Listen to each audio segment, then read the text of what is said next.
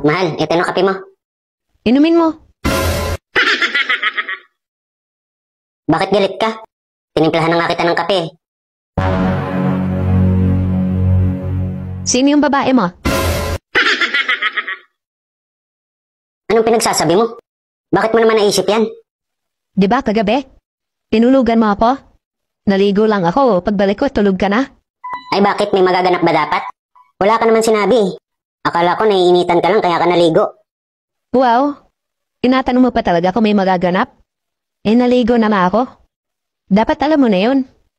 Baka nga dun sa babae mo, hindi pa naliligo, alam mo na agad eh. Grabe naman. Pasensya na. Pagod ako kahapon kaya nakatulog agad ako. Sus! Siguro dumaan ka dun sa babae mo kaya pagod ka. Nakailang rounds ba kayo? Umamin ka. Uy, hindi ah. Pagod lang talaga ako. Madami kasing ginawa kahapon. Di ba maaga pa ako umuwi? Tsaka, bakit ba pinagpipilitan mo na may babae ako? Sus! Malalaman ko din yan. Iba ako maghinala kasi nagkakatotoo. O, di wag ka maghinala. Ganon. Kaya pala kahit naligo ako, wala kang pakialam. Wag na wag ko lang kayo mahuhuli. Sisiguraduhin kong may mangyayari hindi maganda sa inyo. Ikaw naman. Naghihinala ka pa lang, tinutotoo mo na. Hinala pa lang yan ha. Nagpapakagalit ka na. Sus! Ibahin mo kami mga babae.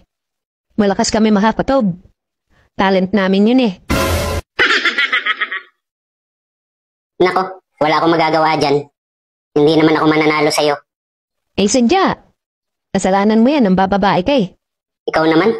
Isang beses ka lang hindi napagbigyan kung ano-ano na iniisip mo. Bakit ako? Pag gustong gusto ko. Tapos hindi mo ako napagbigyan, okay lang sa akin. Hindi ako nagagalit.